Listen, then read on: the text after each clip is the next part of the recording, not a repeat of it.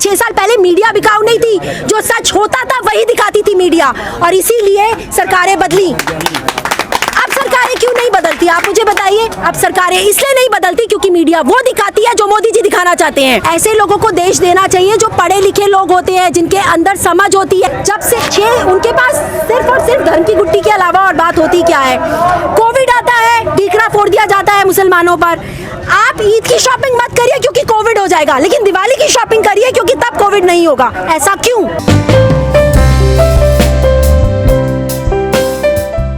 बाबा रामदेव तो कह रहे हैं कोई बेहतर ऑप्शन है ही नहीं है। नहीं, वही है ना कि आप जो है लोग उतर जाते हैं हर चीज़ का विरोध, कोई कानून आएगा उसका विरोध, मीडिया का विरोध, कुछ करने नहीं देते। तो यही चीज़ अब आपने जो है उद्योगपतियों का विरोध करना शुरू कर दिया है। इसीलिए बाबा रामदेव कह रहे थे कल कि कोई ऐसा व्यक्ति का बताइए, उसका नाम लीजिए जो देश का प्रतिनिधित्व कर सके। मोदी का नाम। आपसे मैं एक बात पूछना चाहती हूँ, 6 साल पहले जब कांग्रेस पावर में थी, 6 साल पहले इतने विरोध क्यों नहीं होते थे? 6 साल पहले इतने सारे प्रोटेस्ट क्यों नहीं होते थे? 6 साल पहले हर नीतियों के लिए लोग सड़कों पे क्यों नहीं उतरते थे? इसीलिए तो वो कहते हैं लोकतंत्र जिंदा है, प्रोटेस्ट हो रहे हैं। नहीं, वो इसलिए नहीं उतरते थे क्योंकि वहाँ जरूरत नहीं थी, क्योंकि वहाँ की मीडिया बिकाऊ नहीं थी। 6 साल पहले मीडिया बिकाऊ नहीं थी, जो सच होता था वही दिखाती थी मीडिया, और इसीलिए सरकारें बदली। सरकारें क्यों नहीं बदलती, आप मुझे बताइए। अब सरकारें इसलिए नहीं बदलती क्योंकि मीडिया वो दिखाती है जो मोदी जी दिखाना चाहते हैं। तो जनता भी तो ऐसे देखना चाहती है ना। अगर जनता देखना छोड़ दे, मीडिया नहीं दिखाएगी। यही दुर्भाग्य है इस कंट्री का कि हमारे देश में हम लोग, शायद मैं अपने बारे में नहीं कहती, लेकिन जो मेजॉरिटी ऑफ लोग हैं उनको जब धर्म की गुट्टी पिलाई जाती है ना, वो भूल जाते हैं कि मेरे बेटे के पेट में अभी तक रोटी नहीं गई है, मेरे बेटे को एजुकेशन नहीं मिली, मेरे बच्चे के पास नौकरी नहीं है। उनको वो धर्म में ही इतने मग्न हो जाते हैं। सरकार यही तो जानती है कि 1 महीने बाद सब भूल जाएंगे, कितना ही आंदोलन कर लो, 1 महीने बाद सब भूल जाएंगे। देखिए, सरकार को पता है फीडबैक क्या है। देखिए, सरकार ने अभी तक जिनसे पंगे लिए उनसे पंगे लिए, इस बार पंगा उन्होंने अन्नदाता से लिया है। अगर अन्नदाता नहीं रहा, अगर अन्नदाता की नहीं सुनी तो ये देश भी नहीं रहेगा। ये देश जो चल रहा है ना, वो अन्नदाता की वजह से चल रहा है, इन किसानों की वजह से चल रहा है। कैसे ये अन्नदाता उनके साथ है, जो सड़कों पे बैठे हैं ये सब उनके साथ हैं। हाँ, हम भी ये अन्नदाता उनके साथ होंगे जब वो ये काला कानून वापस लेंगे। ये अन्नदाता उनके साथ होंगे जब वो इनके बारे में सोचेंगे, इनके लिए सोचेंगे। एक बात भी, अगर मान ले जाए सरकार ने कानून वापस ले लिया, कल को दूसरा पक्ष खड़ा हो जाएगा कि हमारा भी कानून वापस करो, ये तो सरकार के लिए तो बहुत मुश्किल खड़ी हो जाएगी। देखिए, एनआरसी का भी तो लोग विरोध कर रहे हैं, तो जो गलत है उसका विरोध हो रहा है ना, सही चीज के लिए तो विरोध नहीं हो रहा। फिर ट्रिपल तलाक का भी विरोध हुआ, तो जितना उन्होंने काम किया वो सब वापस। आरटीआई में संशोधन किया, उसका भी विरोध तो क्यों नहीं होना चाहिए? आप मुझे एक बात बताइए, क्यों ना हो राइट टू इन्फॉर्मेशन? आप कांग्रेस को गलत कहते रहते हैं, कौन लेकर आया था राइट टू इन्फॉर्मेशन? कांग्रेस लेकर आई थी ना, तो क्यों ना हो हमें राइट टू इन्फॉर्मेशन? आप मुझे बताइए, वो था इसीलिए। समय के साथ तो बदलाव करना पड़ता है ना। तो आप गलत बदलाव नहीं करेंगे, आप गलत बदलाव क्यों करेंगे? राइट टू इन्फॉर्मेशन एक्ट के जरिए हमें पता होता था कि हमारा पैसा कहाँ जा रहा है, हमारा टैक्स कहाँ जा रहा है। आज पीएम केयर फंड, आप लोगों से आपने पैसा लिया और आप खा गए और हमको मालूम नहीं है, और आप बोलते हैं कि हम आपको बताएंगे भी नहीं। क्यों नहीं बताएंगे आप? क्यों आपने एक पीएम केयर फंड बनाया? क्यों नॉर्मली प्राइम मिनिस्टर फंड में क्यों नहीं पैसा मांगा आपने? आप हर चीज में नया स्ट्रैटेजी बनाते हैं, और लोग इतने अंधे हैं इस देश में। मैं कहूँगी कि लोग शायद इतने डम्ब हैं कि उनको समझ नहीं आता, उनको सिर्फ नजर आता है कि वो मोदी जी प्यारी प्यारी बातें करके चले जाते हैं, ताली थाली बजा लो, दिए जला लो, थाली बजा लो। आज इतने सारे लोग मर चुके हैं कोविड की वजह से। क्या ताली थाली बजाने से कोविड कम हुआ? क्या दिए जलाने से कोविड कम हुआ? वो आपको आके पागल बना के जाता है, टीवी में आप पागल बन जाते हो और फिर आप उनको वोट दे देते हो। आपको समझ में नहीं आता कि अगर आज इस देश में कोविड नहीं आता, अगर आपने ट्रंप की विजिट नहीं कराई होती, इस देश में कोविड नहीं आता अगर आप टाइमली सारी की सारी फ्लाइट्स बंद नहीं करते, लेकिन क्योंकि आप मध्य प्रदेश में एमएलएस खरीदने थे, इसलिए आपने ऐसा किया, इसलिए आपने कोविड आने दिया।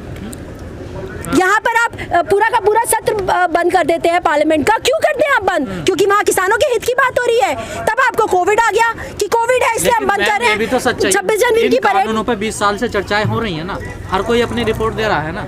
तो आप तो ठीक है, जितनी भी विपक्ष है उनको बीच में बिठाइए, जो भी आप लोग हैं किसानों के जितने भी लोग हैं उनको बीच में बिठाइए, उनसे पूछिए कि वो चाहते क्या है। उन्हें क्यों प्रॉब्लम है इस कानून से? हाँ। इस सब लोग मिलके, आप ऐसा नहीं करेंगे कि आपने एक कानून बनाया और आपने अगले दिन लागू कर दिया, जिस तरह से अमित शाह करते आए हैं हमेशा।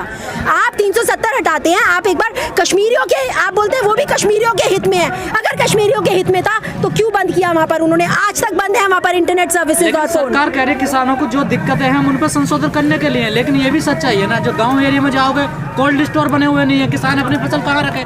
सरकार यही कह रही है कि कंपनियां आएंगे कोल्ड स्टोर बनाएंगी, किसान को फायदा मिलेगा। उसके लिए ऑलरेडी है ना, जो बीच में लोग हैं वो है ना। आप अंबानी अदानी के कोल्ड स्टोरेज ही क्यों बनवाना चाहते हैं? अडानी अंबानी थोड़ा कोई भी कंपनी आ सकती है, विदेश की आ सकती है, कहीं की तो क्यों आए विदेश की कंपनियां? आप किसानों से पूछिए ना, जो जिस तरह से चीजें चल रही थी, आप किसानों से पूछिए वो क्या चाहते हैं। एक चाय की टपरी लगाने वाला भी डिसाइड करता है कि मैं 5 रुपए की चाय बेचूंगा, तो किसान क्यों नहीं डिसाइड कर सकता?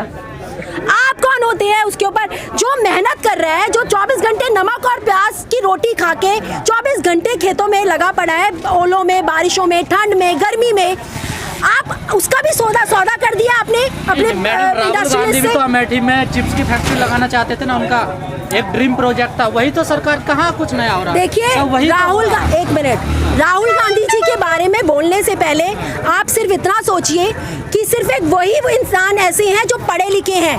ऐसे लोगों को देश देना चाहिए जो पढ़े लिखे लोग होते हैं, जिनके अंदर समझ होती है। राहुल गांधी जी ने कोविड के बारे में पहले ही बता दिया था कि बहुत बड़ी सुनामी आएगी अगर कोविड आ गया तो। उन्होंने पहले ही बता दिया था कि अगर कोविड आया तो इकोनॉमी भी खत्म हो जाएगी। किसने सुना? क्या प्राइम मिनिस्टर ने सुना? वो तो उस वक्त क्या कर रहे थे? दिल्ली हाट में बैठ के वो खा रहे थे लिट्टी चोखा। जनता को सुनना चाहिए था। तो आप मुझे एक बात बताइए, जब सरकारें, जो इंसान पावर में बैठा हुआ है, पहले भी ये होता था जब ऑपोजिशन वाले कोई बात करते थे तो उनकी बातें सुनी जाती थी। आज क्या होता है? आज प्राइम मिनिस्टर साहब जब कोविड से लोगों की मौतें हो रही होती हैं, वो मोर के साथ बैठ के फोटो शूट करा रहे होते हैं, क्योंकि उनके लिए वो ज्यादा इंपॉर्टेंट है, उनके लिए देश इंपॉर्टेंट नहीं है। जब सेलिब्रिटीज की शादी होती है तो उनके लिए वहां जाना इंपॉर्टेंट होता है। आरोप तो आप पे लगते हैं, अगर ये किसान आंदोलन चल रहा तो राहुल गांधी जी को विदेश जाने की हाँ, तो राहुल गांधी जी कौन है? राहुल गांधी जी ऑपोजिशन है। सवाल आप ऑपोजिशन से करेंगे या पावर में बैठे हुए लोगों से करेंगे? ऑपोजिशन को होना चाहिए ना। तो ऑपोजिशन कर रहे हैं ना, क्या नहीं कर रहा ऑपोजिशन? एक सेकेंड, विपक्ष कमजोर नहीं है, मीडिया आपको दिखा रही है कि विपक्ष कमजोर है। आप समझिए इस बात को। अगर आज मीडिया सही होती तो मीडिया ये बताती लोगों को कि विपक्ष क्या क्या कर रहा है और क्या क्या नहीं कर रहा। आप जहाँ खड़े हुए हैं ना, यहाँ पर 24 घंटे का लंगर है, यहाँ पर सुबह शाम किसानों की मदद के लिए लंगर लगा हुआ है, और ये कांग्रेस का ही लंगर है। और यहाँ ही नहीं, टीकरी बॉर्डर, बुराड़ी, आपका सिंगू बॉर्डर, सब जगह पे लगा हुआ है। और हम ये नहीं कहते कि हम किसी के ऊपर एहसान कर रहे हैं, हम ये कहना चाहते हैं आपको कि ये किसान हमारे हैं। अगर आज हम किसानों को अपना समझेंगे तो ही वो हमें अपना समझेंगे। किसान हमें रोटी देता है। और अगर आप बातें करते हैं ना भगवान की, तो मैं कहती हूँ किसान से बड़ा भगवान नहीं है कोई इस देश का, क्योंकि किसान की वजह से हमारे घरों तक रोटियां पहुँचती हैं। ठीक है, आप सरकार की बात कर रही थी, एक सवाल और लेते कि इस सरकार ने कोई काम नहीं किया, दूसरा टर्न चल रहा है, लेकिन बहकाया कैसे कह सकती हैं आप? जो भी उनके मुद्दे थे उन्होंने अपने मैनिफेस्टो में लिखे और उन्हीं मुद्दों पर उन्होंने काम किया, उसी पे चुनाव लड़ा। राम मंदिर का उन्होंने जिक्र किया, 370 का जिक्र किया, उन्होंने 3 तलाक का जिक्र किया।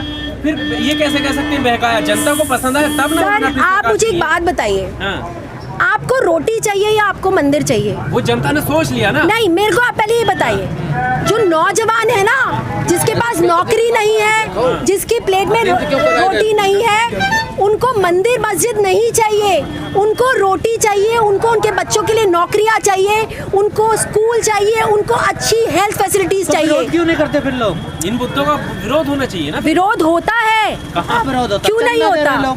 किसने चंदा? कौन चंदा देता है? कौन चंदा देता है? जो चंदा मैनिफेस्टो तो देखा होगा ना सबने, जब उन्हें दिख रहा है कि उसमें कोई यूनिवर्सिटी का वादा नहीं है। यही मैं आपको बोल रही हूँ कि हमारे देश का ये दुर्भाग्य है कि यहाँ पर धर्म की गुट्टी पिला कर लोगों को बरगलाया जाता है। और यही रीजन है कि आज जो हिंदू मुसलमान एकता होनी चाहिए थी, आज उसके टुकड़े टुकड़े कर दिया गया है। सेम जो अंग्रेजों के टाइम पर उन्होंने ये कहा था ना कि आपस में इनकी लड़ाई कराओ और उसके बाद देश पे कब्जा करो, वही चीज मोदी जी कर रहे हैं। जब से उनके पास सिर्फ और सिर्फ धर्म की गुट्टी के अलावा और बात होती क्या है? कोविड आता है, ठीकरा फोड़ दिया जाता है मुसलमानों पर। आप ईद की शॉपिंग मत करिए क्योंकि कोविड हो जाएगा, लेकिन दिवाली की शॉपिंग करिए क्योंकि तब कोविड नहीं होगा। ऐसा क्यों? मैं खुद हिंदू हूँ। नहीं तो उनका तो रास्ता क्लियर है ना, वो तो किसी मुस्लिम को टिकट भी नहीं देते हैं। वो तो उन्हें तो फिर वो पहले कहते हैं हमें ना कॉलेज बनाना ना स्कूल तो बनाना। आप इसको डेमोक्रेसी कैसे कहते हैं? और आप जो कांग्रेस पे आज आवाज उठा रहे हैं, जो उनके ऊपर सवाल उठा रहे हैं, आप देखिए कांग्रेस की सीनेट में, आप कांग्रेस की सीनेट में देखिए कि वहाँ हिंदू भी है, मुसलमान भी था, हमेशा से सिख भी था और ईसाई भी था।